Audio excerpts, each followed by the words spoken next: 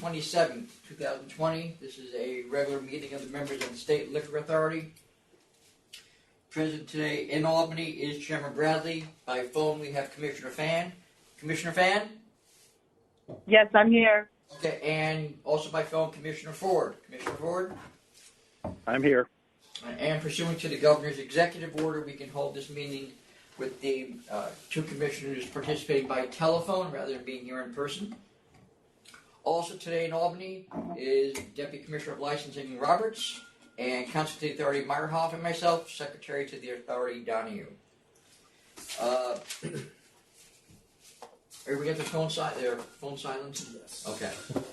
All right. So we're going to call items for the most part in the order they're assigned in, except for a couple of more administrative items we have. We'll get to take care of those first. The first item, Commissioner Fan, Commissioner Ford, you don't have anything on this on paper. Neither does Chairman Bradley. We're going to title this item 696B. If you recall, at an earlier meeting of an earlier full board meeting, you had directed that we suspend the collection of civil penalties during the coronavirus situation until May 23rd. Well, it's now May 27th, so Secretary's office needs direction as far as what to do. I am suggesting that you issue a new advisory to continue the old advisory, but extend the suspension of the collection of civil penalties until June 26th, which would be 2 days after the last meeting in June, and then at that meeting you can decide further what you want to do.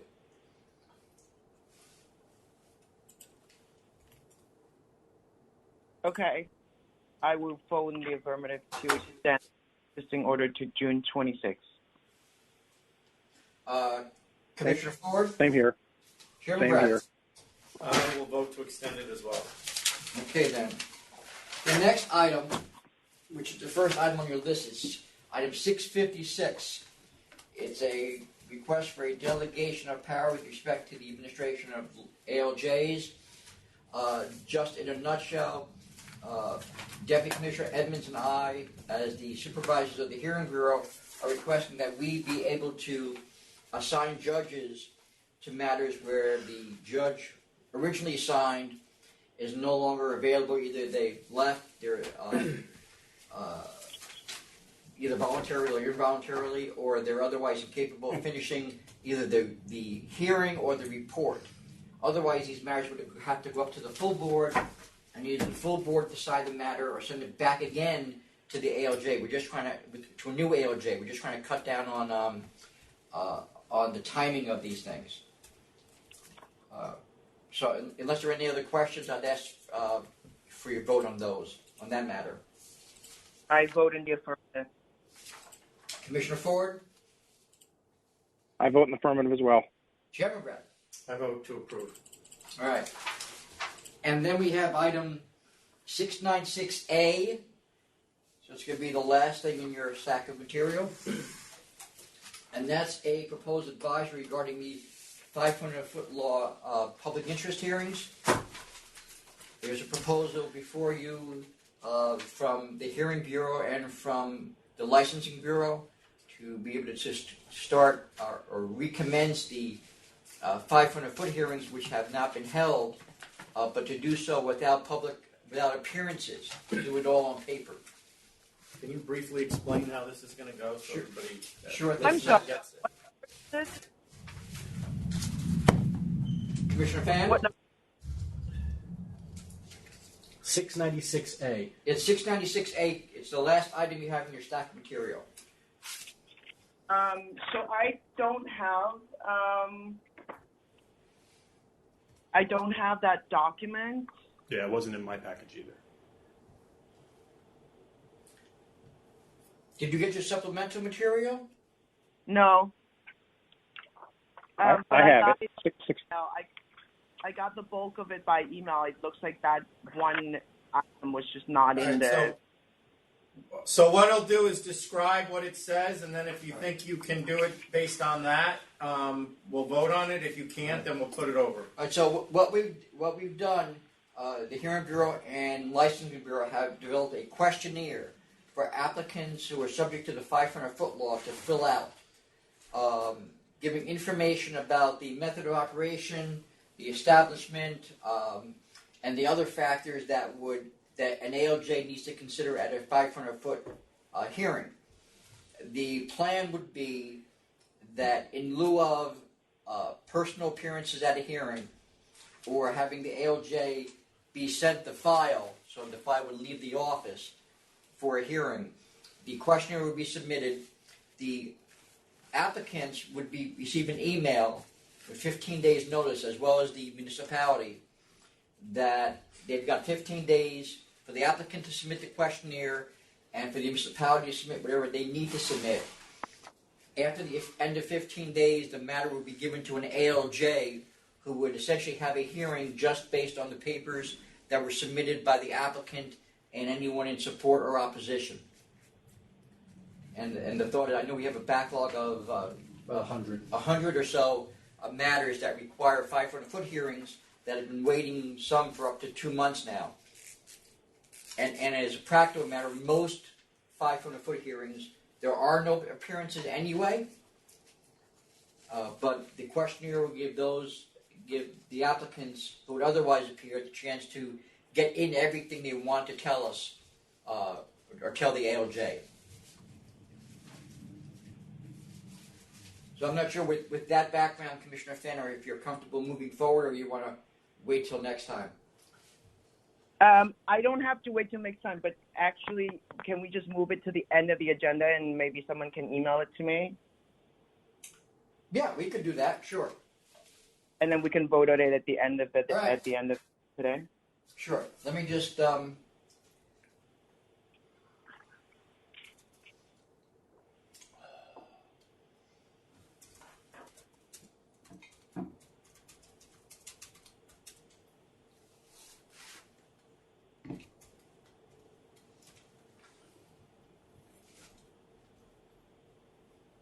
okay, so that's taken care of. So now we'll move back to the oh, I'm sorry, Chairman, do you have anything else before we start the? No. Okay. I knew it was something I forgot. All right, so now we'll move to the items in order as they are listed on the calendar. The first item is 657, which is MCT New York Fine Wines and Spirits LLC. Before the members get into any questions or discussions about the merits of the application, just advise you that the deadline for submitting material was last Wednesday at 2 p.m. Subsequent to that, For this application only for this application. Why only, was that? Well, because we expected quite a bit, and as you can see, we have quite a bit of material. And since I only have one staff person, it was going to be quite burdensome to get everything scanned in and sent to you, and also give you time to go through everything. So we did set an earlier deadline for this one. And both parties were aware of the deadline? Yes, they were aware sometime in advance Right. of the deadline. The protests were, and the applicant were both aware. Yes. Mm-hmm. Okay. So, after the deadline passed, I know there was a delay in the opposition getting the material that was submitted in support, which wasn't particularly a big issue because no one was going to be able to submit anything after that. However, there was a request by one of the parties to submit a response to what was submitted by the deadline. Secretary's office indicated they would not accept that material because it had missed the deadline. And the other side also wanted time if the... Well, I mean, let's be clear. It wasn't. They didn't miss the deadline. They were responding to something that came in at the deadline. So they were late. There was no way they could possibly have put this in. No, in time. but everything was submitted On time. and in some cases just barely on time. All right, but nobody was going to be able to then respond to what Correct. was submitted. So there was an argument made that if we were doing a meeting in person, that would be their chance to rebut those comments. Right. So And also a fairness argument made by the protester that if we were going to take the late reply submission from the applicant, that they should also have Yes. the opportunity, and they wouldn't be able to because they didn't even receive the applicant's supplementary materials on Wednesday inadvertently that was not sent to them. right. So there's a lot of things percolating about that. So the question I have for the members is, do you want to proceed on the record before you, which does not include what was sent in after Wednesday at 2 p.m., or do you want to hold the matter over, and if so, under what conditions for the submission of anything further? So, am I correct in saying you didn't just tell him that he couldn't send anything in, it was sent anyway? It was sent, and After then you told him. there was a deadline made. We then received the supplemental material, the responsive material, and I said we're not accepting it. It's past the deadline.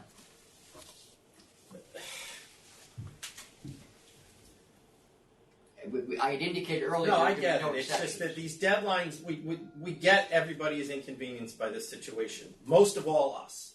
And the deadlines are put in place in order to remain fair to both sides. When someone tries to change those deadlines or to add on things after the deadlines, it then eliminates any fairness that was put in place by these procedures in the first place. So I get why the opposition would like to also do a supplemental. I'll leave it up to them. Right. So the question is whether or not to adjourn, and also whether or not to permit what would essentially be replies to the supplementals between now and the adjourn date. I mean, this isn't court, so nobody gets a sir reply. That's not the way it works. And we try to be as fair as possible with our procedures here to both parties. And that means letting everybody say what they need to say. But nobody is guaranteed or by right gets the last word. It's just not the way legally it works. So I'm a little perturbed by the whole situation because this has been sitting in our office now for almost a year, this application, and now it could be delayed because of somebody not following a procedure that was exceedingly clear to everybody else, and no one else has attempted to do this since we've been forced to go by these matters. And just, as you know, Chairman, one of the reasons why it was delayed was because we were waiting for the new boardroom so that we could accommodate everyone we thought would show up, and then we couldn't hold the meetings anymore. So let them, they can decide. Right. So, Commissioner Fan, Commissioner Ford, the ball's in your court, so to speak. Do you want to hold the matter over? Given the magnitude of what's at stake here and the COVID situation, I would be inclined to wait for both sides to be sufficiently input, into the debate. I think that we should just wait and get as much as we can from both sides.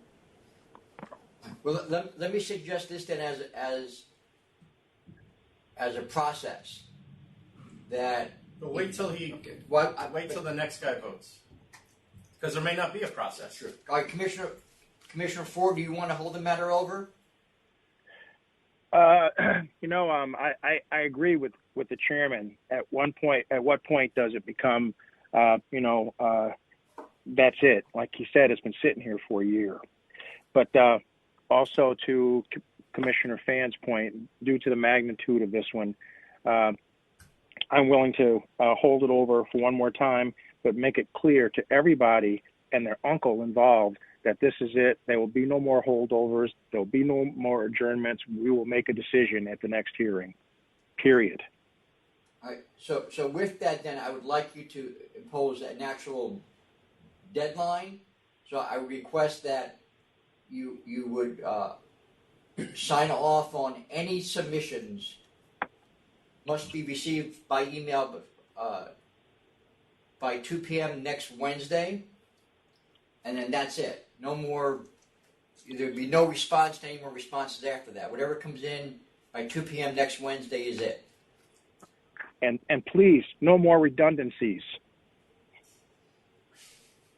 Commissioner Fan, are you good with that 2 p.m. Wednesday deadline? Yes, Wednesday, June 3rd at 2 p.m. And Commissioner Ford? Yes, sir. I'm fine with that. Do I get a vote?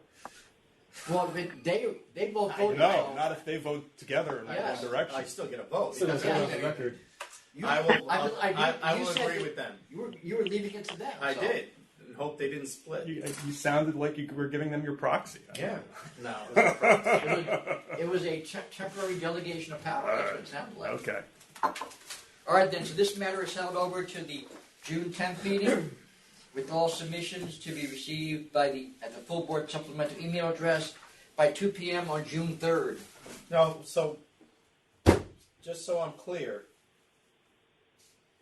the opposition now gets what was already the So- SOAR reply that was given by the applicant, or are we sending that back to him and that can be No. his? All right, so Because it hasn't been accepted. right now nothing's been accepted. Yeah, Right. just for the record, yeah. The materials that the applicant sent in on Friday were not given to the members of the board. They have not seen them. Right. Correct. So it's up to him to decide whether he wants to resubmit that by Or Wednesday add to it or whatever, right. change it or So- add to it. And then at that point, what will happen is parties can, through the board info email address, ask for copies of whatever was sent in. Now, if history repeats itself, no one's going to make their submissions until 2 p.m. on June 3rd. That's what I'm asking. So that Right. that late submission is not available to the opposition. They may have shared it with each other. Okay. I don't know, but Not from us. right. Okay. Okay, so we will move forward. Yes. The next item, 658. This is a straight no contest, 3 charges. Failure to conform to application, books and records, and refilling. Penny Lane Cafe Inc. This applicant doesn't seem to know a lot. She didn't know that the original diagrams were incorrect.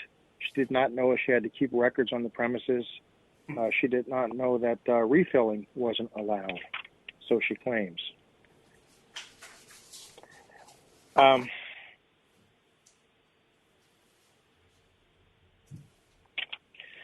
I'm at 2,000. It was at 3,000. I was at 4. So we will go with 3. Everybody agree on 3? We'll do 3. And just so they're still not in compliance because they haven't filed an alteration to fix things to where they should be. All right. Well, so can you email enforcement and either get them in compliance or Start them again. bring them up again? All right, the next item, 659, 943 Family Deli Grocery Corp. It's a new grocery store beer license in Westchester. The applicant has applied and was denied previously because he had a felony that he failed to disclose. He has now disclosed the felony and also received relief from civil disabilities for the felony. Otherwise, the store probably would have been approved.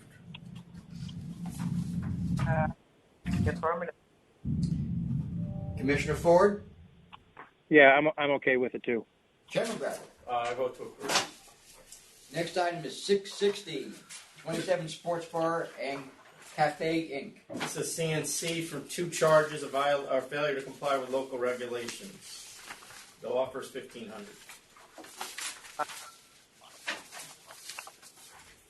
I'm sorry, Commissioner Fan, you broke off there. Sorry, I'll take 1,500. Commissioner Ford, I'll accept as well.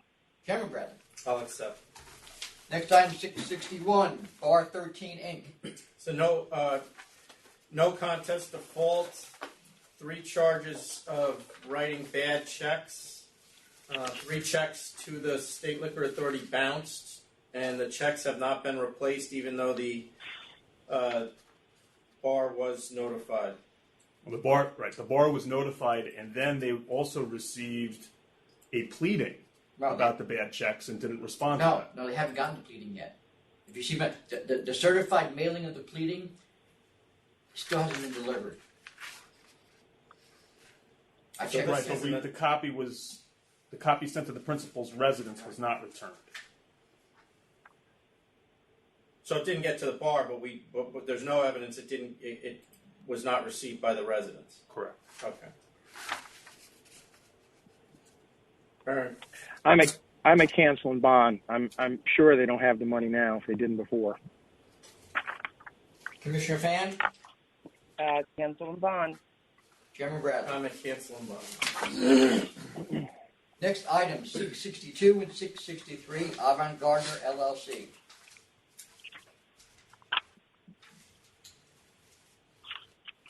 This is a conditional contest prior to hearing on 44 plus 53 charges total of 2 proceedings. This is a large nightclub in Brooklyn, and it's a relatively involved offer. Do you want to explain this, Counsel? Sure. The charges run the gamut, but include disorderly premises and focal point and other charges related to operations, including the health condition of patrons involved in drug activity. We get reports from the Department of Health on the number of people who have intoxication events, and based on that, in negotiations and discussions with the licensee's counsel, they are offering for both cases a conditional no contest that includes some significant terms.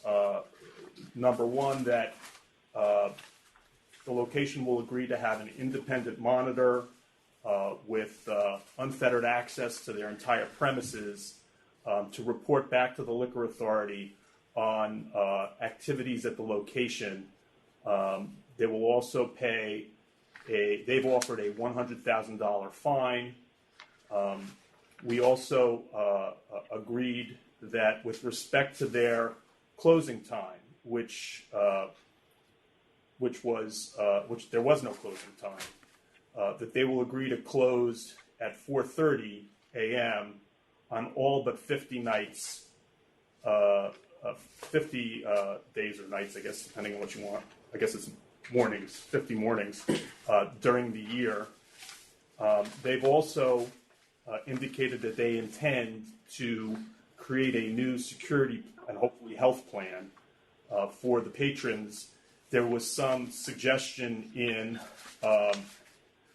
the draft letter that would be approved by the authority, but there was a supplemental email exchange between me and counsel for Avant Gardner that makes it clear that that is not subject to the approval of the authority. So if they are interested in creating a new security plan and adhering to it, that's fine, but that's not part of the deal you're accepting.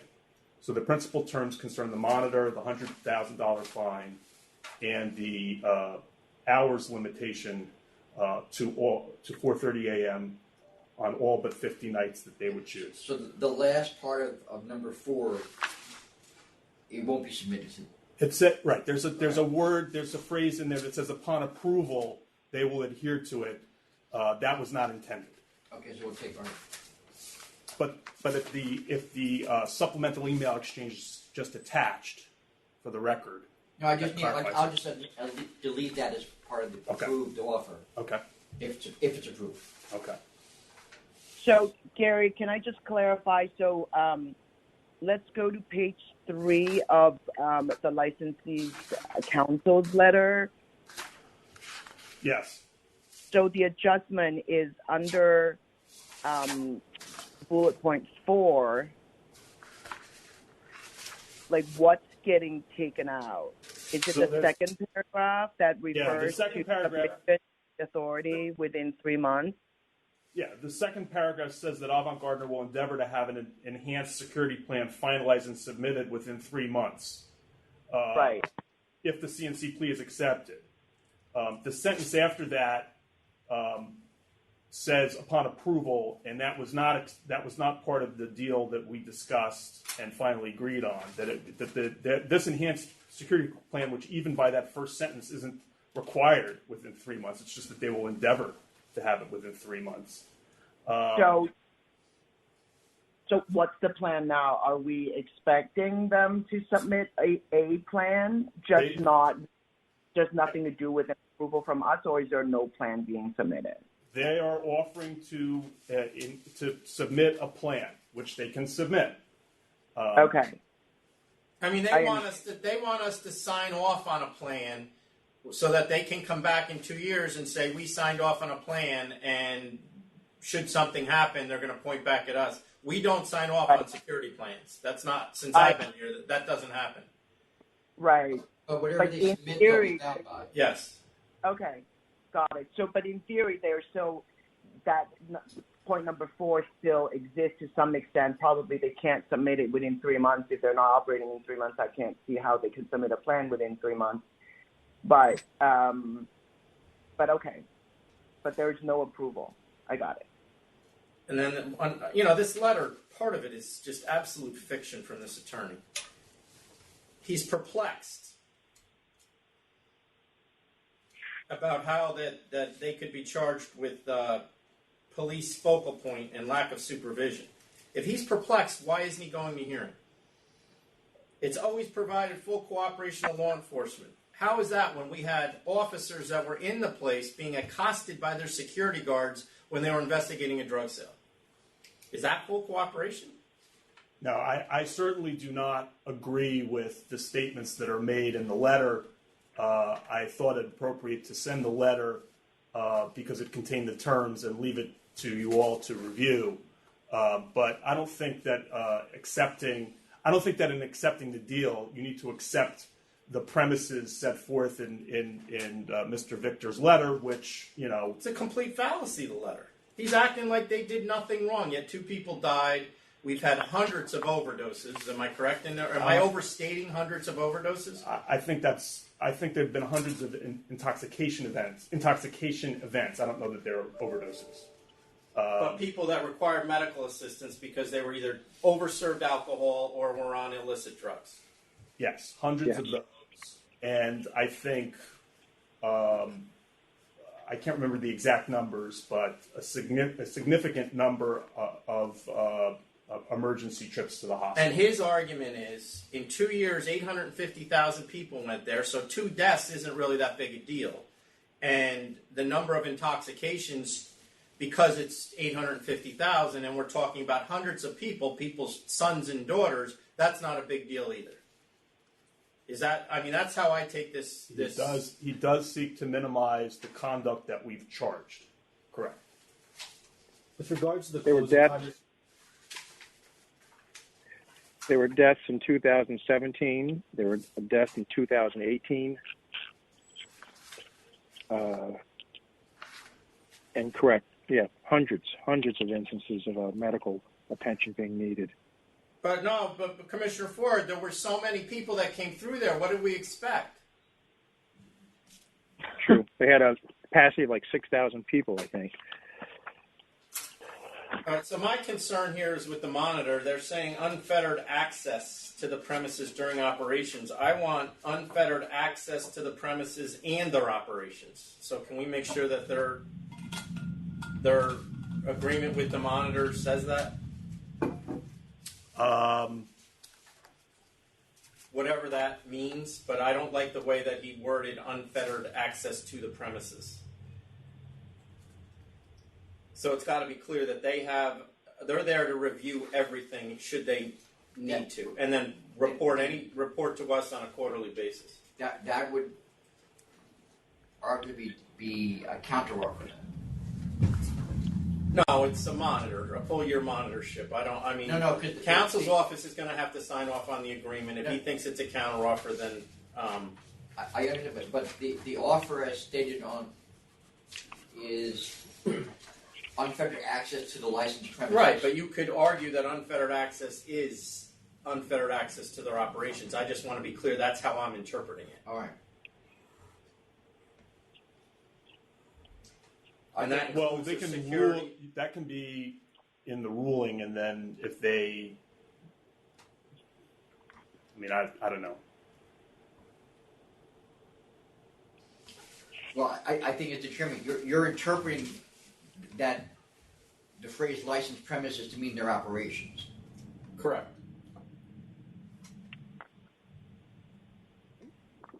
Commissioner Fan? That's my I'm sorry, Commissioner Fan, we kind of lost you again there. No, I vote in the affirmative with the adjustments that the chairman suggested. Okay. Well, there's an issue that Adam. Well, I had a question about the restrictions with regards to the closing times. Is the licensee to report to us when those times are going to be, or are we to assume that 50 times a year means Fridays and Saturdays every day, the entire year? That, No, they're that gonna- would be a Friday or a Saturday. So I guess that's something we also did not cover. That can be cleared up, though. I think they need to protect themselves. Right. I mean, they're not looking for approval. They get, apparently, if we agree to this, they get 50 They days. get their 50 days. Friday, 1 day a week. They're going to want to tell us what those 50 days are because they don't want to be charged for being open when they're not supposed to be. Yeah, it's not like they're not seeking our approval. It's a notification. I can work that out with them after the fact. And we will work out the monitor agreement as well to make sure that it conforms with the members' understanding of what unfettered access to the licensed premises means. Okay. All right, then, Commissioner Ford? I'm all right with that too. Yes. Chairman Bradley? So I thought that, I mean, this really should be $250,000. I know they offered $150 initially and now want $100 because of the virus closing their operations. I anticipate that their operations are probably going to be closed for most of the summer this year as well. So in light of that, I will take the $100. So I'll agree to it. Okay, then, next item, 664, M&H number 2 Deli and Grocery Corp. This is a new grocery store, beer and wine products in Westchester. The applicant is only 23 years old, lives in Brooklyn, has another full-time job at Trader Joe's. And she lives over an hour from this location. She does not, in my opinion, appear related to the former owners or the applicant. Or an applicant that was disapproved because there was an availing here previously.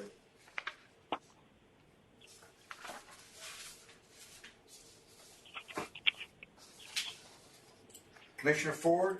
Commissioner Fan, any questions? Or comment?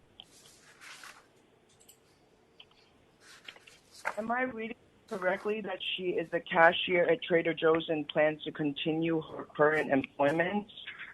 You are. That is the information we have, yes. And do we know where that Trader Joe's is? It should be in It's in Brooklyn. Yeah, so that's over an hour from the location. Yeah, so I vote to deny. Commissioner Ford?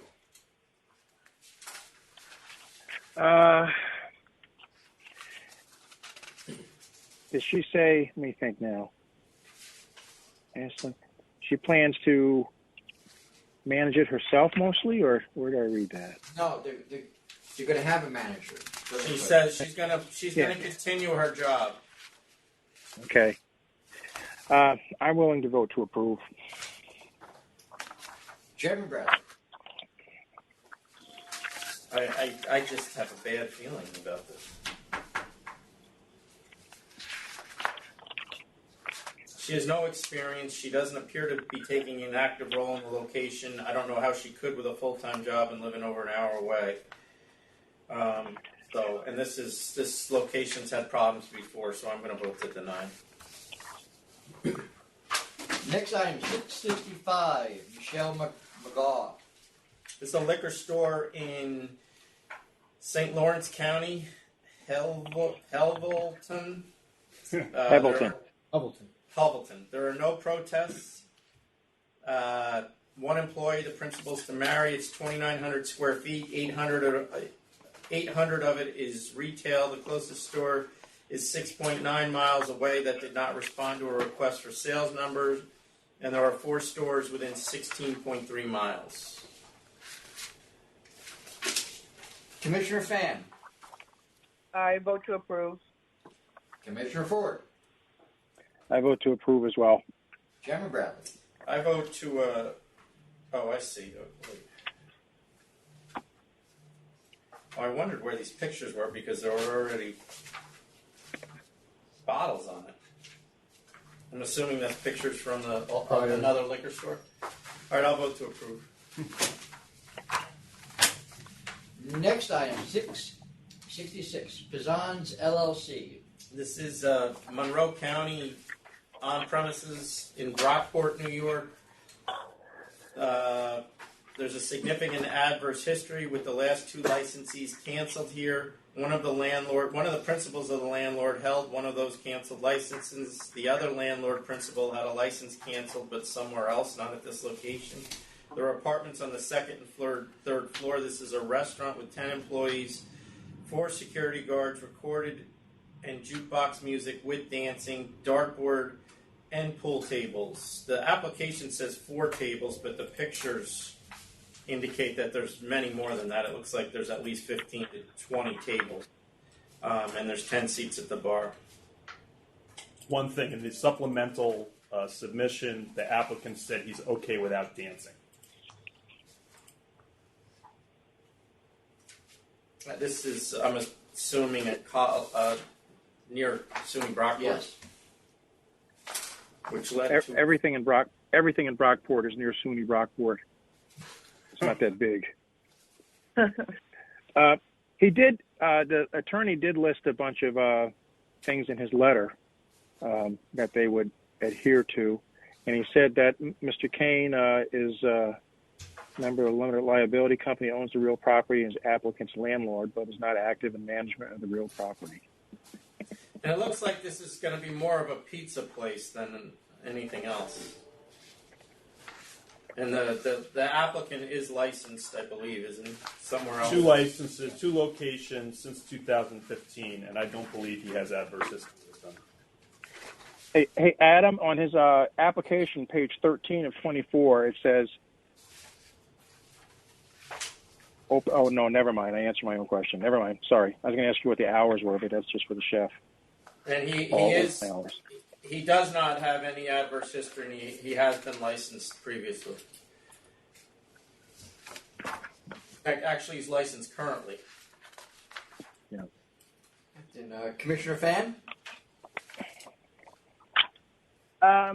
This applicant has no adverse history. He has another location that's currently running, presumably under the same model because the DBA is the same. He has another place called Masons on Alexander. And so I will vote to approve with a manager, with security guard as needed, no promoters, no dancing, recorded music only, and 2 a.m. across the board.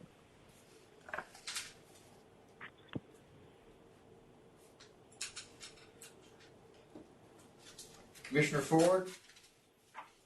I'll vote to approve under the same circumstances. Chairman Bradley? Can we get a diagram in here now? Oh, yeah, there it is. Yep.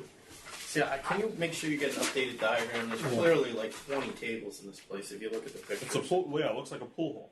And he's got, I think those tables are really pool tables that you're looking that's at what they are. in the diagram. Yeah. He didn't put his tables in. I'll vote to approve with Commissioner Fan's conditions. All right, the next item, 667, 160 Dyckman Rest Corp. This is a restaurant in Manhattan asking for a change in method of operation. They applied for the same change in November of 2018 and it was denied. They're seeking to add live music and a 4 a.m. closing. Right now it closes at 3 and there's no live music. They do have some bad negative history in 2018, like focal points, some violence. In October, violence in October of 2019. The community board says there are no issues, and the PD says there are no issues, but that's obviously not true. But the community board, there's no objection to the hours, not the music. Yeah, they didn't say anything about the live music.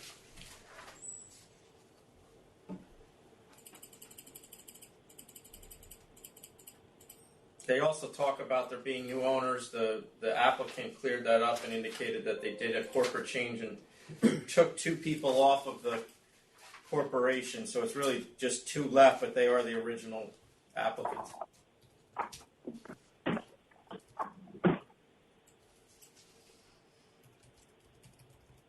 We actually denied this exact same application, in November of 2018.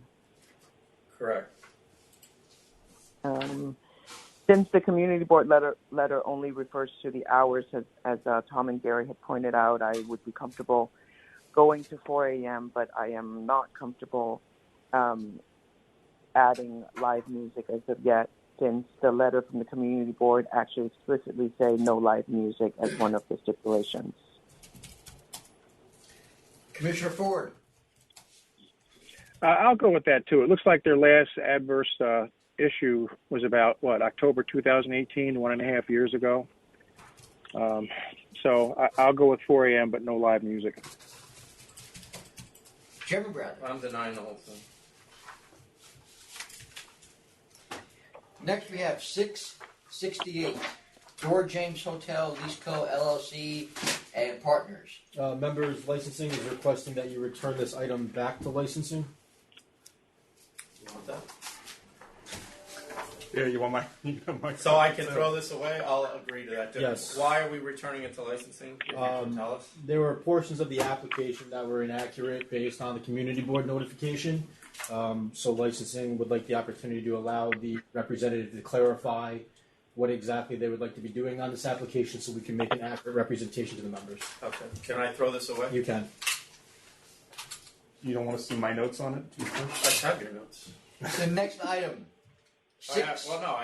Oh, you didn't put anything in the supplemental. I'm joking. That's a joke. The next item, 669, 558 Broadway LLC. This is a new on-premises liquor at the Museum of Ice Cream. It is a 500-foot case. It's a place that is not previously licensed. The community board, as well as many residents of the area, are opposed to this.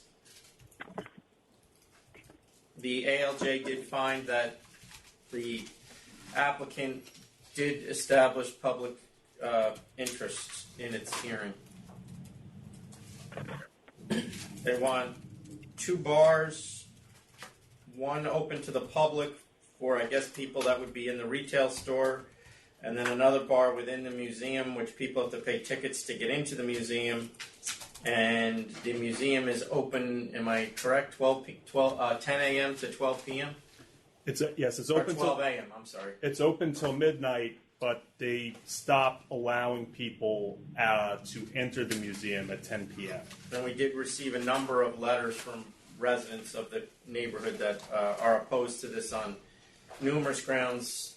One, the saturation argument. 2, that a museum of ice cream and alcohol are clearly 2 opposing forces in their view and don't belong together. There was also a 500-foot hearing, and the ALJ found it to meet the test, but recommended closing at 9 p.m. and soundproofing. That was the ALJ's report, for the record, generally. Commissioner Fan, Commissioner Ford, any questions, comments before we move to the vote? Yeah, the ALJ did find that there was that they had met the burden, and he said that he considers the concerns heartfelt, but he finds them to be a little bit misplaced, and I concur with that. But he did suggest that we maybe limit the hours a little bit more to, I think he said like 9 o'clock. Yes. And I would go with that, at least for a start. He A did daily say closing of 9 a.m. closing or stop of alcohol, because the museum itself is open till 12 a.m. I'd say stopping of alcohol at 9. So no more sales, No, no more consumption.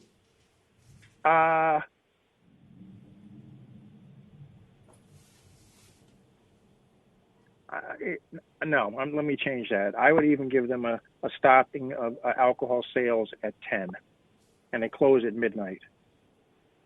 And all the other stipulations or suggestions that the ALJ put in on page 6 of 7 of his write-up.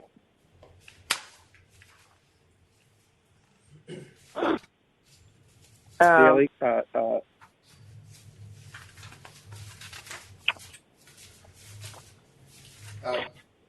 Commissioner Fan? Go ahead. So, I have some questions about how they actually plan to serve the alcohol. The application really doesn't go into any detail. There are only 4 seats in the entire place. And it actually concerns me that there's a lot of qualification about how this is not about making alcohol-infused ice cream. I would think that given their subject matter, that alcohol-infused ice cream is sort of a gimmicky thing that they can sell and advertise. Because of those qualifications and because of my personal experience with looking for event spaces, etc., you know, my children were actually supposed to have their birthday party at the Museum of Ice Cream, believe it or not. And then COVID happened and no one had any birthday parties, but that was actually one of the places that came up when I was discussing with other parents. So I kind of know that their whole concept is trying to do events. And so if we license this blanket, you know, you can serve however you want until midnight, what's going to happen? Basically, this is an event space with colorful ice cream themed decoration, and no one is really going there to be at a museum. They're going there for a party. Well, we certainly can say no private events or no alcohol at private events. Yeah, that would make me more comfortable. I would do that because they didn't indicate that the private events are a major part of their business, and that's why they want the alcohol, and they haven't given us any level of comfort regarding that they would have security on place to support that, and that would really, the reason if they did plan to do that, the reason they didn't bring it up is because they know that the community board would not like that at all and would certainly support their concerns about this place. Yeah, so conceptually, I'm okay with the idea. I just worry about what the strategy really is if they're not trying to sell alcohol-infused ice cream. It seems like, you know, they want to sell shots while people are visiting a museum. And I kind of agree with community board too, that if they are going to be a museum and sell themselves as a museum and try to get through this process as a museum, then their hours should reflect museum hours. So I'm at 8 p.m. close. Close. And yes, close, and no private events where they serve, because So that would be something. They could have private events, but they can't serve alcohol at them. Yes. All right, so just before you go, Chairman, so we can recap. Yeah, make me feel better about this. Yeah, I've got Commissioner Ford voting 10 p.m. stop alcohol beverage service, and it can still stay open until 12, plus all the other conditions mentioned by the ALJ. Commissioner Fan with the 8 p.m. closing time, and no alcohol beverages at private events.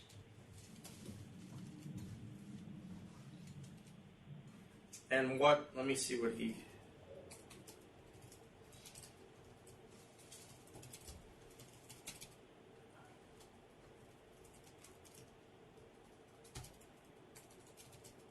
All right, I'll go with Commissioner Fan. And they still have to do soundproofing. Obviously, no live music, no DJs.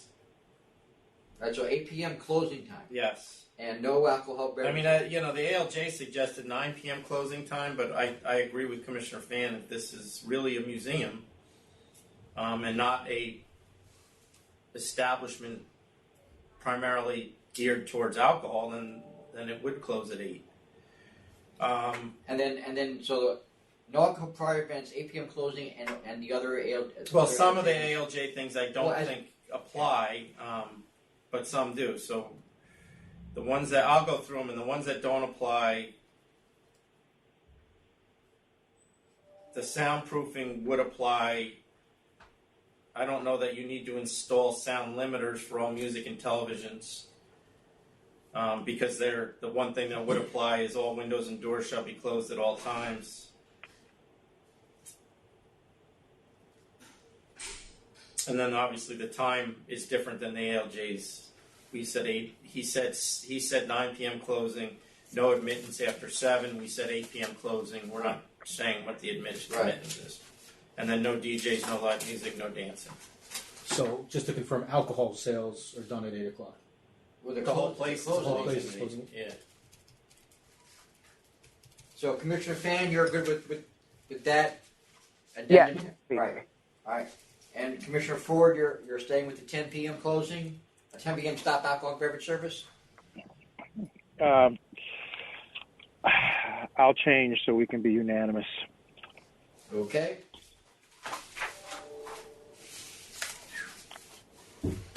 Next item, 670, Brooklyn Pier 1 Hotel 10 LPSH Group Hotel and Rest US LLC. This is a request to extend a conditional approval of an alteration application that was conditionally approved. They don't have the construction complete, nor will the completion of this project be a priority now with the current health crisis. They're requesting May 31st, 2021. Commissioner Fan? Commissioner Ford? I'm fine with it. Chairman Bradley? I'm fine. 671, Rangoon Restaurant Concepts LLC. Same thing. They're asking 6-week extension to June 17, 2020. I suggest we go to July 1st, 2020, just to make sure. Commissioner Fan? Why don't we just do 6 months? Okay. Let's do November 6, 2020. Okay. November 6, 2020. I'll agree with that. Commissioner Ford? I'm all right with that too. Yes. The next item is 672 KTM Wine and Liquor Corp. I did receive an email from the licensee's attorney saying he did not receive the ALJ report. I don't know if that's because he went to his office and he wasn't at his office, but in any event, he says he hasn't gotten it. He wants it held over until the next meeting to submit a controversy. And when did this go up on our calendar? Meaning, how long was he aware that this was coming on today? Oh, I got his request when he saw it out in the calendar last week. Okay. Commissioner Fan? I'm okay with it. Hold to June 10. Right. Commissioner Ford? I'm fine with that. Chairman Bradley? Oh, June 10th, right? Yes. Next item, 673, Prime 6 Inc. This is a case that was charges after hearing that we sent back. Oh, you want to explain this, counsel? Yeah, there were 2 Woodland cases that came to the board. The one that the board already assessed discipline on was a cancel and bond. This was the second case, and we sent it back because we had an issue with the ALJ's decision on availing, and submitted a letter. And although the At that time, there was some uncertainty about this location. There was some litigation related to it. There's no longer any uncertainty. And the judge, ALJ, has sustained all the charges except for the first charge, the availing charge. Actually, I'm not remembering. This may not have been sent back, but it wasn't sent back. We just submitted a letter responding to the decision on the availing charge. So, and then you withdrew the letter. We withdrew the letter. You didn't submit the letter, I think. No, I think we did. But in any event, it doesn't matter because the charges were sustained. 3 charges had been withdrawn of the 40, and only the availing charge has been dismissed. The rest of the charges were all sustained, and the location is already canceled. So we should just assess discipline on. I just don't. I read this in its entirety, particularly the availing part of it, and I don't. Once again, don't agree with her. Availing is a continuing violation, yet she says that it's res judicata, that she couldn't find that it was a continuing violation, which I find hard to believe. But nonetheless.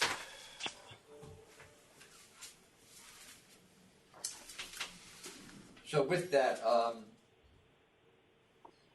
we adopting the AOJ's findings? Yes, we did not do that yet. No. So dismiss 1, sustain 2 through 30, withdraw at counsel's request 31, sustain 32, withdraw 33 and 34 at counsel's request, sustain 35, withdraw 36, and sustain the rest of the charges.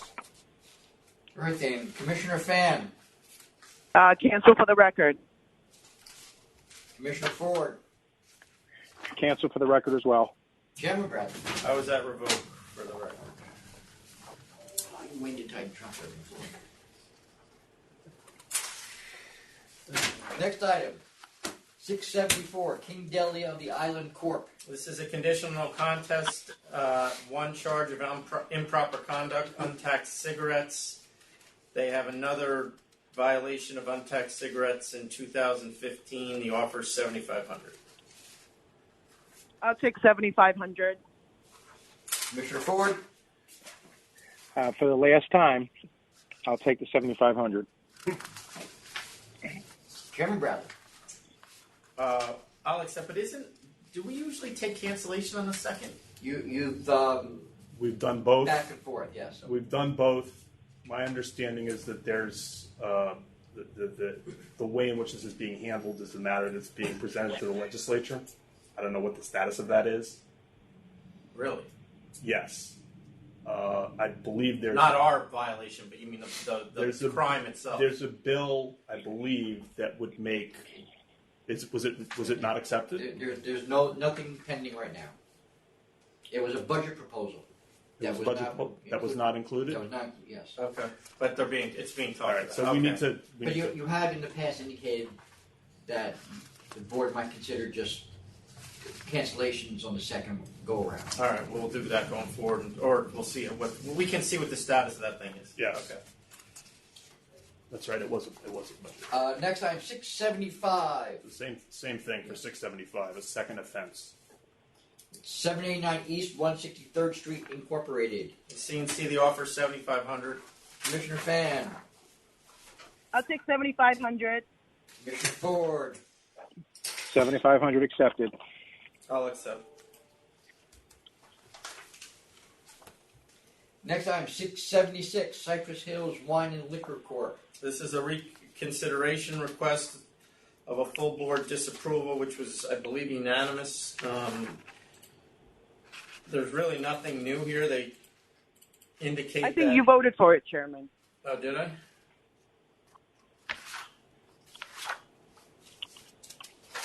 Okay, there's really nothing new here. They're arguing that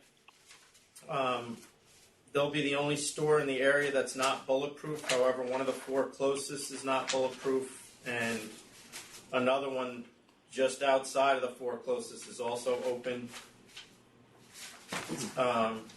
He didn't really present anything new, so I don't know I don't know what to add to that. All right. Commissioner Fan? Yes, I agree with Chairman. There's nothing new. I vote to deny reconsideration. Commissioner Ford? I vote to deny as well. They did say that one of the closest stores was closed, Ridgewood, but actually it is open. So I vote to deny reconsideration as well. Just for the record, I'll ask Chairman Bradley. Yeah, I agree with you. I was just checking if I did vote to approve, and I did. Next item, 677, 1895 South Road Liquors Inc. This is a Dutchess County liquor store transfer. They're currently on a temp, and it really isn't a transfer by Nate, or I guess technically it is, but it really isn't because we canceled the previous license. And I guess within 30 days of the cancellation, if they sell, they can get a temp. By definition, a transfer, this counts as a transfer because it's sale of the business assets, and also they are eligible, not that necessarily relevant to this application, but they're eligible for a temporary permit because the permit was filed within 30 days of the business closing. Don't they get, because it's a transfer, the previous licensee's history? No, that's a corporate change. Okay. If it's a corporate change, the entity stays the same, and you buy the history. And the permit actually was filed for prior to the cancellation happening in January of this year. Okay. I have to remember that. So that doesn't happen again. Right. Also, for the record, this case, the initial transfer to this location, the full board rejected, and then the applicant had a successful trip to the court in an Article 78 proceeding and was given the license based on a reversal of the board's decision about public convenience and advantage. And then immediately began availing the license to another party. Right. Which led to his subsequent cancellation. Something that Quality operator here. Suppose the Supreme Court justice didn't know that was going to happen. Yeah. but somehow we did. Commissioner Fan? Yeah, I think this case, this application sort of defines gaming the system for both the seller and the buyer of the business. But nevertheless, I vote in the affirmative. Commissioner Ford? I vote to approve as well. Chairman Bradley? I vote to deny. Next item, 678, Bowl 360 Inc. This is a change in the method of operation for a bowling alley.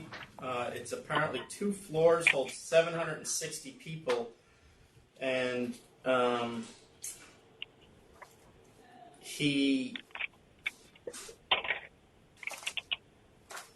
we've because of incidents that occurred there, he previously had a 4 a.m. closing. We subsequently, as a result of those incidents, closed him at 1 a.m. and stopped alcohol sales at 12 a.m. Then he got DJs, karaoke, and live music on the 2nd floor. Now he wants all of that on the 1st floor and a 2 a.m. closing. So basically he wants to turn the bowling alley into a nightclub. A letter from says the only changes in the method of operation are to include a DJ on the ground floor and to increase hours to closing 2 a.m. daily. There are no other changes. Yeah, that's probably correct. Well, the application says karaoke and live, but yeah, his letter limits it to that. And in the supplemental materials, the community board said they did not object to those 2 items. But there was a note in the file about whether they needed a cabaret license. Yeah, that was my question. What was that about? I don't think I put that in there because right now they're licensed as a bowling alley. And yeah, But you had a now, question. but if, as you noted, if the principal business is now something else, then because of the occupancy, they have to be licensed under a different section of law. Unless if you're persuaded that it's still a bowling alley, then they're fine. Well, if all they're doing is adding a DJ and extending closing hours, they would be the same, wouldn't they? Well, now both floors are basically the same. Before, the first floor was just a bowling alley. Now the first and second floor are also bowling alleys with DJs and, well, the second floor actually has live music as well, I think, right now, doesn't it? The one floor has entertainment, the other one doesn't. Yeah, the second floor has DJs, karaoke, live music, dancing. And now the first floor has bowling plus DJs. I don't know, I'll leave that up to licensing. Yeah, me too. All right, then, Commissioner Fan?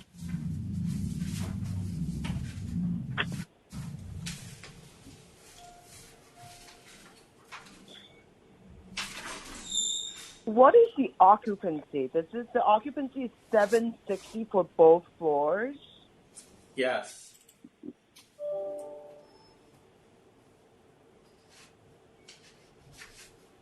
Wow. Yeah, it's a big place. Sounds like it.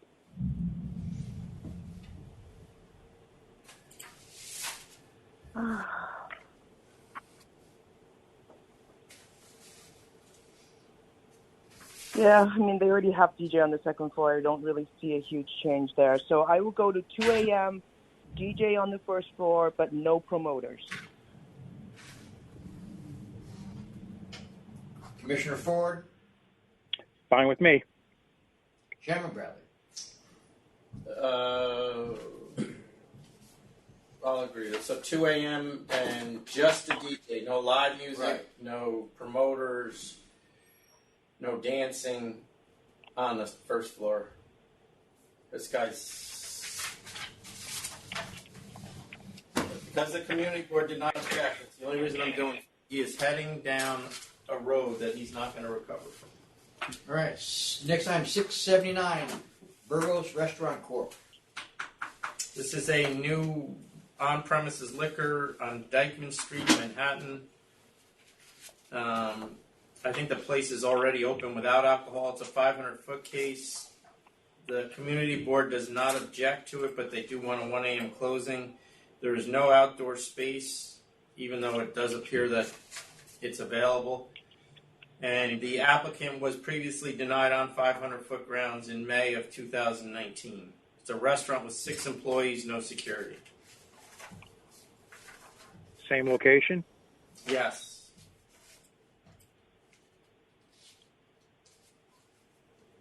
Well, that was due to community board opposition, recent history of the premises.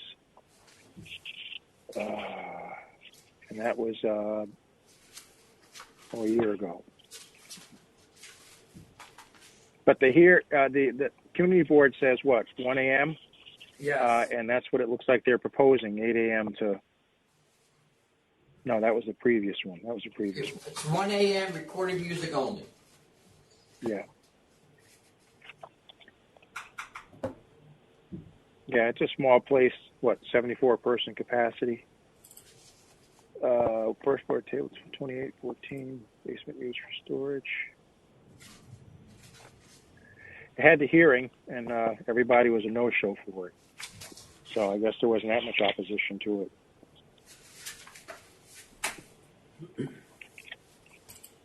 I would vote to approve with the 1 a.m. closing, as suggested by the community board. And recorded music only, and no sidewalk cafe. Correct. He's not asking for that. Well, no, the application says he is. The letter says there isn't going to be one. So I just want to clarify what's been approved. That's all. No, not approving a sidewalk cafe. Commissioner Fan? Yes, I'll vote with Commissioner Ford. 1 a.m. across the board, recorded music only. No manager, no security, no DJ, no dancing, no live music, no third-party promoters. Chairman Bradley.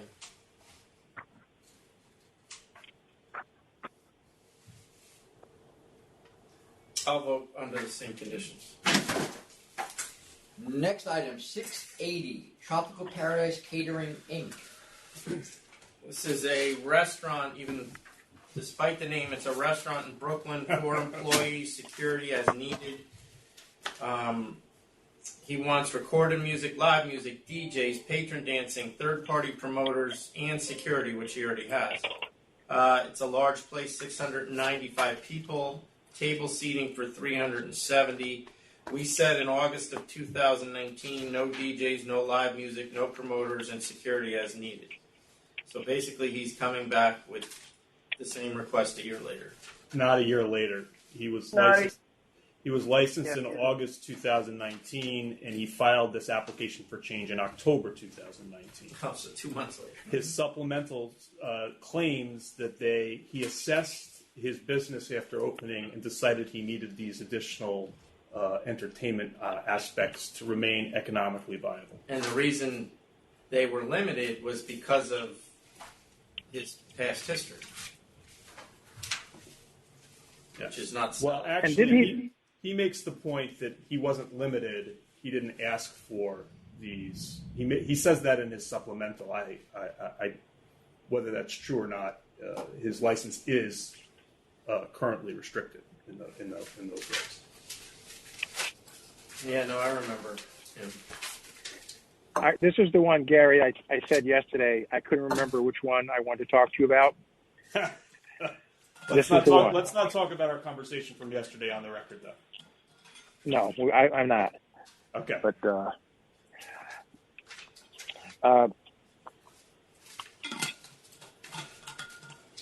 he certainly has the support of a bunch of elected officials. Oh yeah. As he did before, when he moved into this place, I believe, without authorization. Wasn't that the case before? Correct. Yeah. That's why I remembered it. Started serving before he was licensed. Yes. Yep. So he's only had the place in operation for like 2 months before he immediately came right back to ask for everything that we had prescribed for him. Yep. And for the sake of completeness, I did not see any charges or issues in the pipeline on his location. We would have heard about that. So. I vote to deny. Commissioner Ford? Yeah, I'm going to vote to deny as well. I mean, it hasn't even run its course yet to let him do business, according to the rules without us expanding them. So I vote to deny as well. Chairman Bradley?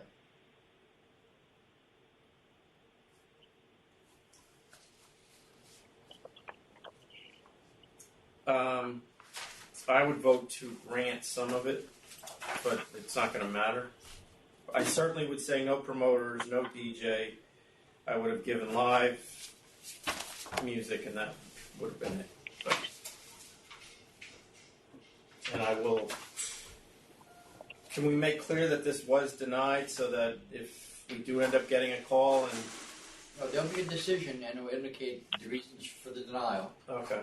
I just don't want any misunderstandings when the police go in there and find that there are DJs. We tend to have misunderstandings with that licensing on a regular basis. The license record isn't being changed. It's still going to be what it is. It is, yes. It's still reflective on the record. Okay, next item, 681, Bali's Nightclub Inc. So this is a gentleman's club in Flushing, New York. Bar tavern with exotic topless dancing, 12 employees, 8 security guards, recorded music, DJs, live music, which would be acoustic. That doesn't really make sense to me. 270 max occupancy. The history at the place is bad since 2008. There's been 3 licenses canceled here. I actually, before the supplemental information came in, was concerned because the applicant has no experience running a club like this, but I come to find out in the supplemental from the New York City Police Department indicates that he actually does have experience as managing a club like this. which he failed to put into his application, probably because the club he managed had significant adverse and current history with the State Liquor Authority. So I am denying for cause based on the misrepresentation. Yes, I would deny as well. Are you, Commissioner Fan, are you denying on the merits or just because of the misrepresentation?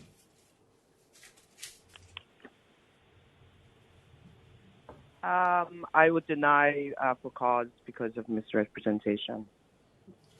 Commissioner Ford?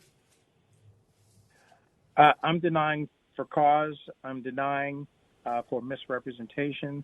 I'm denying for the past adverse history of the location. We did suspend the license before, took a penalty, and I think then allowed them to reopen and wound up taking it again. And also because of the police department is adamantly opposed to this establishment reopening at this location. So I vote to deny as well. Here, 39G. What was that? An echo. Let me switch another speaker because my earphones died. All right, so just to be clear, this isn't speculation. Apparently the police interviewed the applicant at the other bar that he managed, took his identification during one of the inspections that they did, and had his phone number, which matches the phone number on our application. So this isn't mistaken identity here from what I can tell. All right, then, the next item, 682, Inwood Hospitality Partners, LLC. This is a seasonal restaurant in Upper Manhattan. It'll be closed in the winter, only open for private events. It's a large restaurant with 38 employees. The principal's to manage. He will also hire a manager. There'll be no security, max occupancy, 275 people.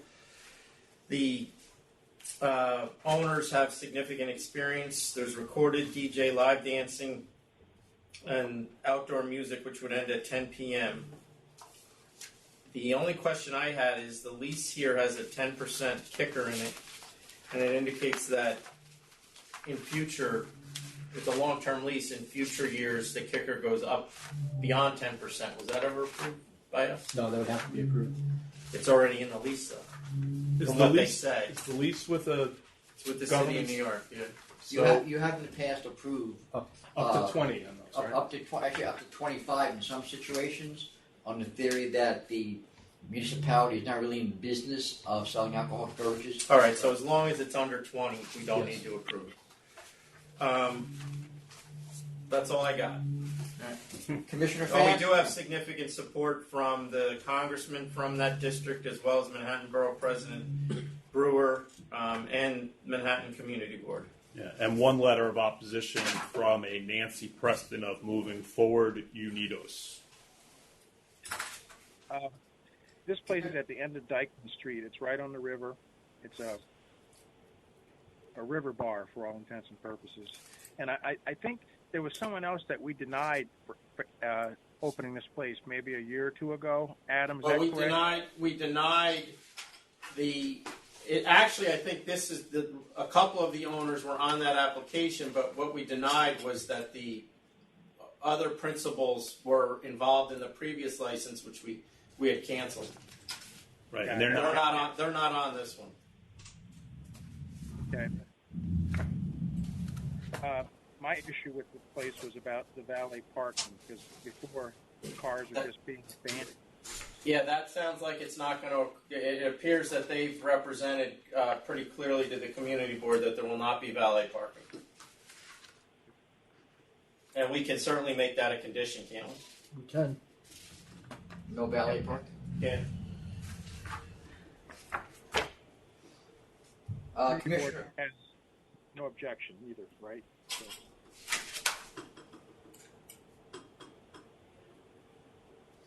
Commissioner Fan? Face to play for this. Yep. I vote to approve with the following conditions. Monday to Thursday until 11 p.m., Friday, Saturday, 1 a.m., Sunday at 10 p.m., with a manager, no third-party promoters, with security guards as needed, no valet parking. You know, this letter only says no valet parking at the no parking section. It doesn't say no valet parking altogether. So I'm going to stick with the language that's in the letter, which is no valet parking at the no parking section near the establishment. So you're cutting down the hours that are in the agreement then, right? No, I'm not. I'm taking the hours that are on page 2 of the letter that came from the community board. So as the method of operation, Monday through Thursday, 3 p.m. to 11 p.m., Friday and Saturday, 11 a.m. to 12:30 a.m., Sunday, 11 to 11. Right. Where are you getting... That seems to be different from the letter that the community board sent. Okay, Commissioner Fan, there is an agreement with the city for the hours of operation. Then there's what the community board is saying. There's two different sets of hours. If you look on your memo, under method of operation, those are the hours under the agreement with the city. All right, so I guess I would take those hours instead. Monday to Thursday, 3 to 11. Friday, Saturday, 11 to 12:30, and Sunday, 11 to 11.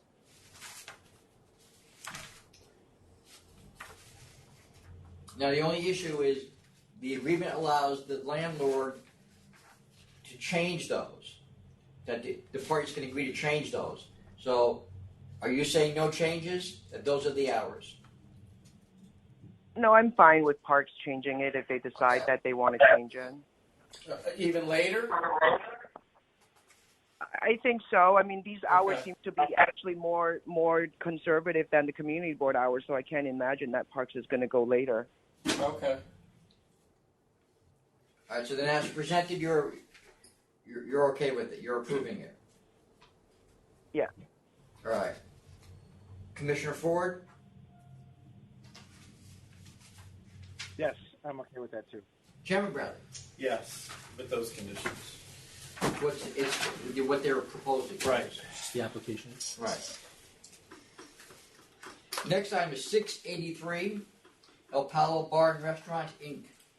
This is one charge after hearing. The charge was dismissed by the ALJ. So dismiss the charge. Commissioner Fan? What number are you on? 683. Oh, I got it. Sorry. Dismiss, yes. Commissioner Ford? Dismiss. We'll process the renewal. Next item, 684, Hensom Enterprises Inc. This is a request for a reconsideration of a fine that we imposed after hearing in the case the ALJ had sustained 14 of 16 charges, of 17 charges. 14 of 17 charges. We fined them $20,000. I granted the reconsideration simply because since we all decided the violation fine, I thought that we should all decide whether it gets reconsidered or not. So don't read anything into my grant of the reconsideration. Other than that, I just wanted you guys to see it. I'm not going to grant the reconsideration. I believe any COVID-related discounts were already applied when this decision was made. At least I know that's true for me. Just for the record, to just make it clear that the reconsideration was premised on comments that I made during the last meeting that the licensee's counsel said he unfairly was not, and in violation of due process, not allowed to respond to, but he has now responded to them in his request for reconsideration. And I also submitted a memo, which I copied to him, explaining why I disagreed with his characterization of what happened during the meeting. So with that, Commissioner Fan?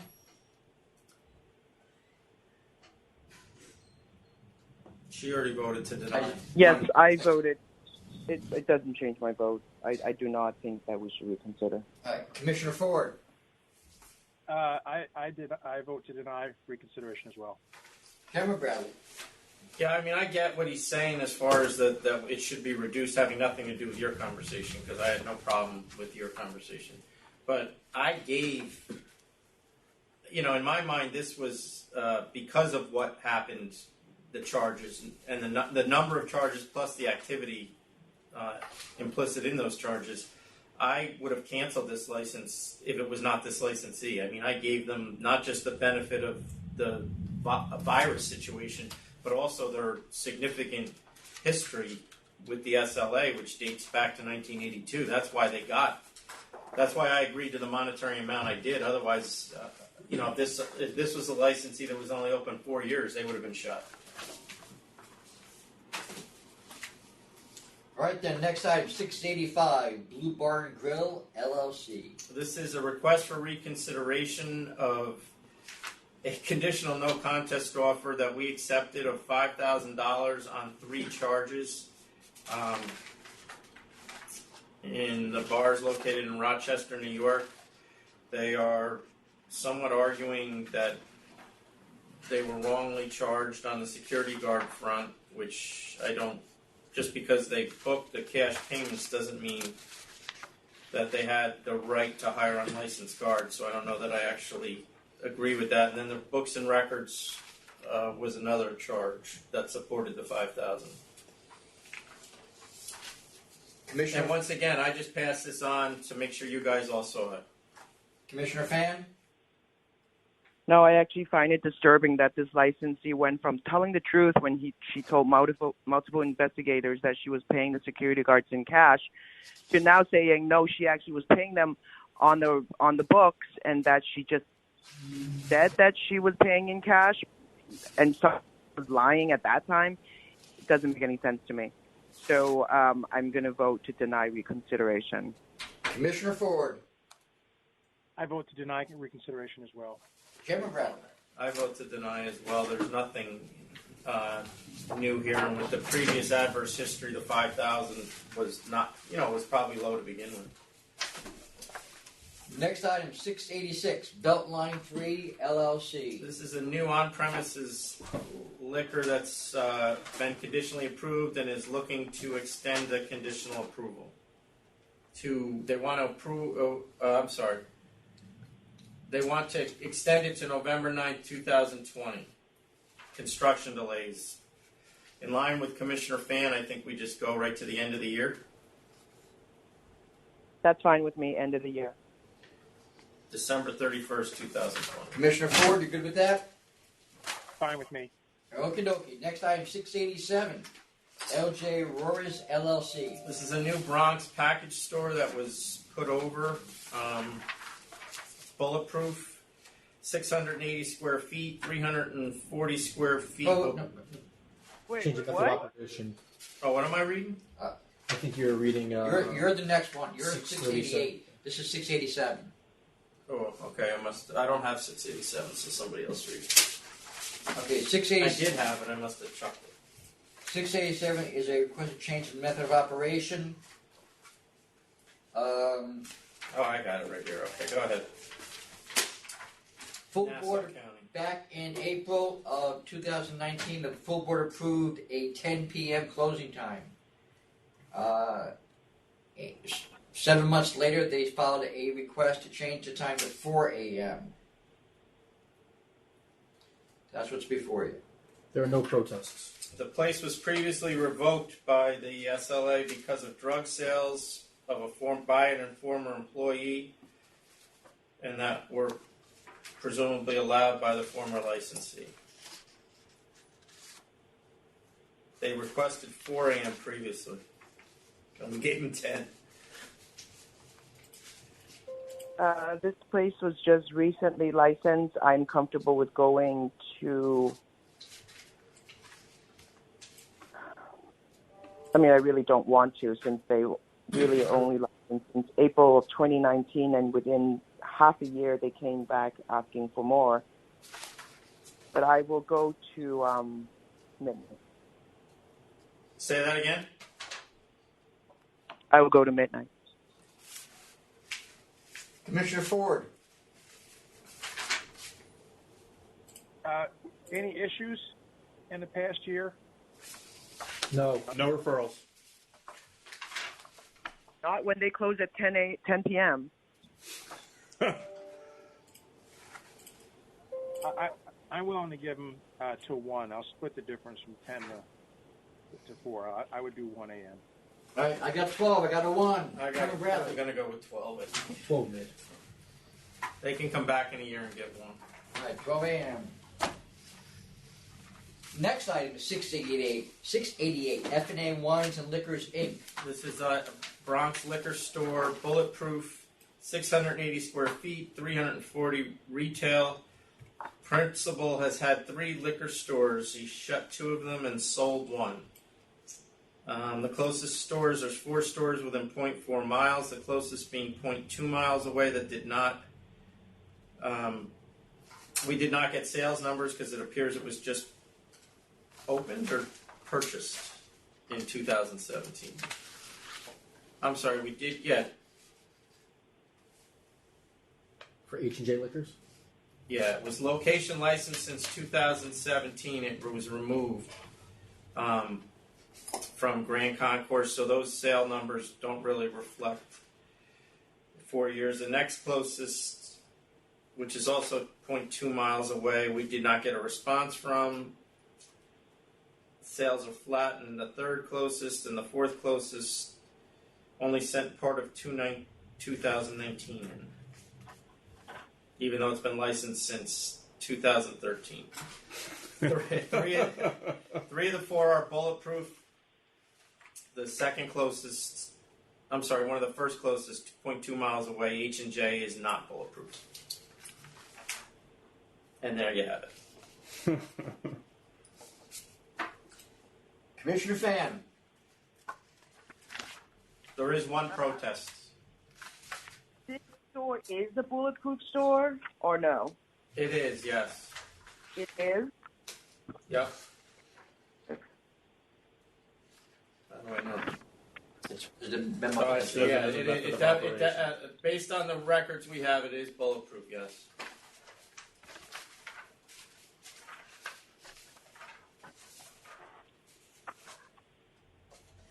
And the diagram.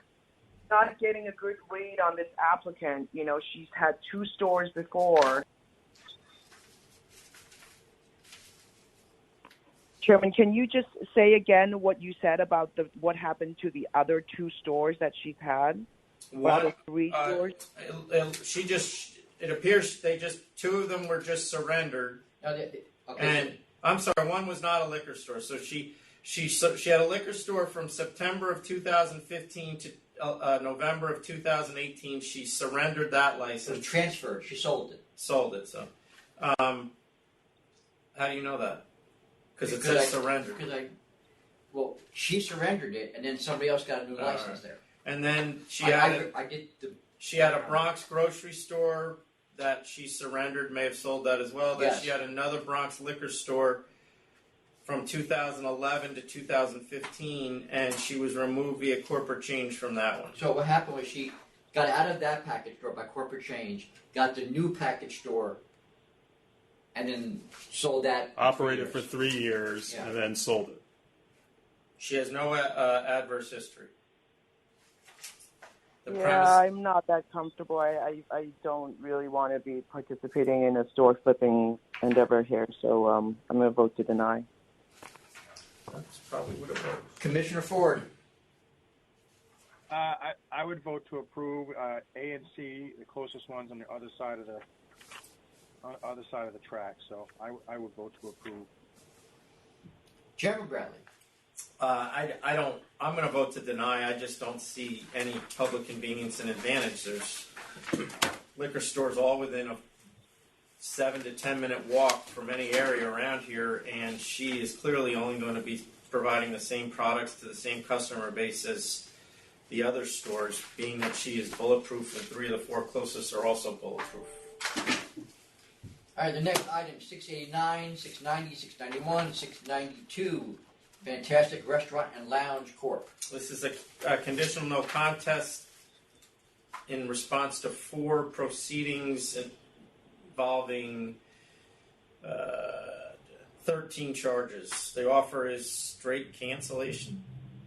The license is already canceled. Oh, okay. So there's no bond available. So it's straight cancel. No bond. Cancellation. Commissioner Ford? Yeah, cancel for the record, right? Yep. I'll cancel for the record. Next item, 693, Our Lucky Place Corp. This is a new Suffolk County package store, 1,248 square feet, all of it retail. The closest stores, there's 4 within 3.5 miles. The closest is 0.6 miles. The applicant was denied a store here in 2018, but 2 of the 4 closest stores that were there then are now gone. One was canceled by us, and the other one removed to another location. So we have 2 of the 4 closest are new closest stores, and we have 2 protests.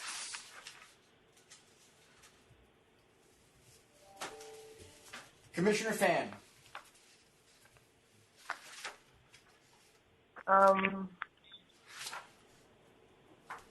Given the change in the neighboring stores, I will be inclined to vote in the affirmative for that, since the closest store is 0.6 miles away, but the next store is 2 miles down the road. So, Commissioner Ford? I vote to approve too, with the change in the layout of other stores in the area. So I vote to approve. Chairman Bradley? I would vote to deny. There's already 4 stores in Shirley. 2 of the stores are showing decreasing sales, consistently decreasing sales. So I just didn't see the need. There's no evidence that there's an increase in population or development. Next item, 694, Sonal Inc. New package store in Ulster County, Cohasset, New York. 1,210 square feet, 1,000 square feet retail, 1 employee. There was 1 protest that came in the supplemental. There are 4 stores in 6.7 miles. The closest store is 331 feet away, which is across the street on a 2-lane highway. The second closest is 3.9 miles. The third closest is 5.2, and the fourth is 6.7 miles. Commissioner Fan?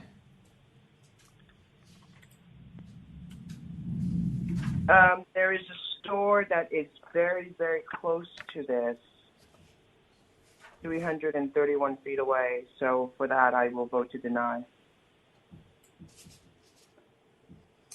Commissioner Ford? I vote to deny for the same reason. I would vote to approve, given that there's a highway. It's a 2-lane highway, and I'm familiar with the area, and I don't see how a little competition, particularly since the other 2 stores are a good, or the other 3 stores are a good distance away, would hurt anybody. But Next item, 695, Noble Root Wine and Spirits, LLC. this is a liquor store in Erie County. 2,880 square foot total, 1,350 square foot retail, 2 employees, manager to be hired, no protests that I'm aware of at least. 4 stores within 1.2 miles, the closest store is 0.5 miles away. Commissioner Fan? With no protest and improving numbers for most of the closest stores, I will vote to approve. Commissioner Ford? I vote to approve as well. This is right about a block away from our offices, I believe, in Buffalo. So I vote to approve as well, same reasons. Chairman Bradley?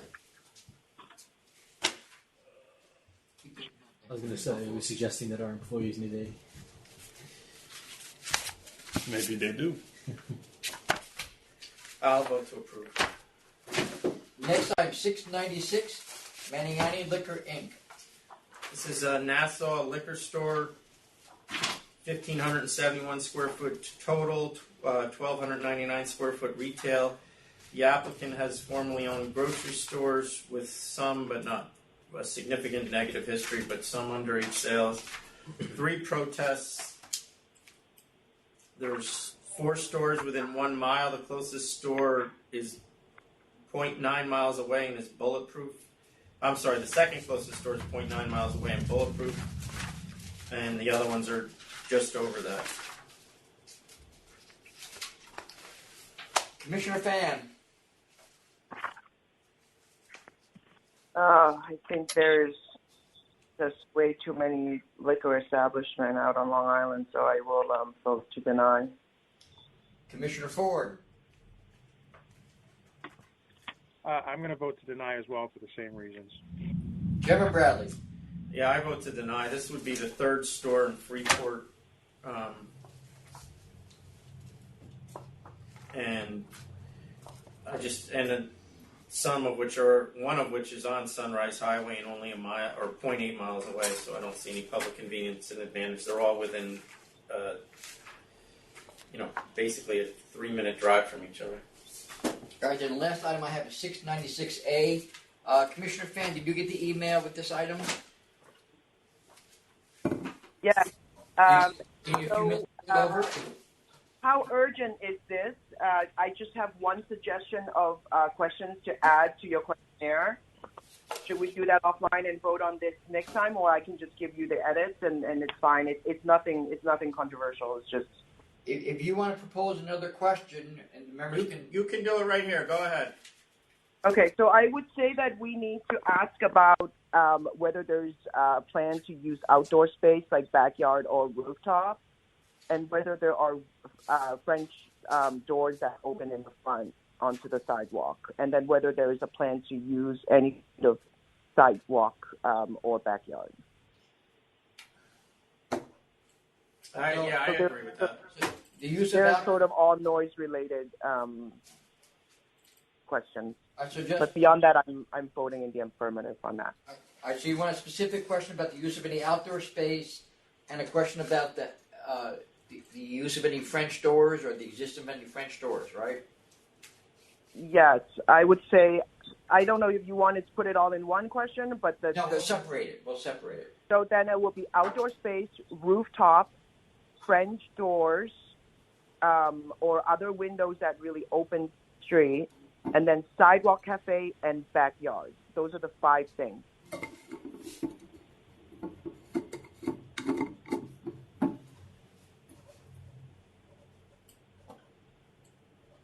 Okay, then with those changes, you're okay with the process and the questions that have been proposed by the Licensing Bureau or Hearing Bureau?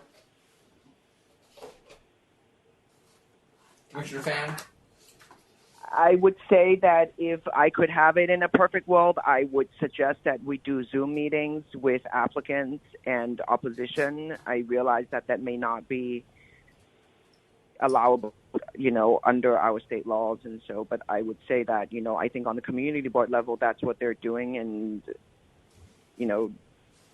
I think it works to let people dial in and participate. But I understand if we want to do it all in writing so that it's part of the record, I would be in support of this proposal. Meetings can be done that way in general. It's just a question of the practicality of doing all these hearings that way. Commissioner Fan, just your point, we do have a question about outdoor space, but we'll make sure that it includes specific things to address. Okay. And as Secretary Donahue had mentioned, we do have about 100 pending cases right now of applications waiting for 500-foot hearings. So conducting meetings is certainly something we could do, but I don't think it's very practical to do it based on the scheduling of those, and conducting them would be a huge burden on the authority. We would have to schedule each meeting with sufficient time for the meeting to be held on notice to all the parties, whereas what's being proposed here, there is no actual meeting being conducted as long as all the submissions are sent in by the due date. Okay, as long as the ALJ notes in their decision that this was done on paper record, I think that would be sufficient. Okay, Commissioner Ford? I'm fine with that as well. Yes. Chairman Bradley? Yes, I'm fine. Chairman, I have nothing else. Anything else to? No. With that, then, this meeting is adjourned. Great, thank Have a you. good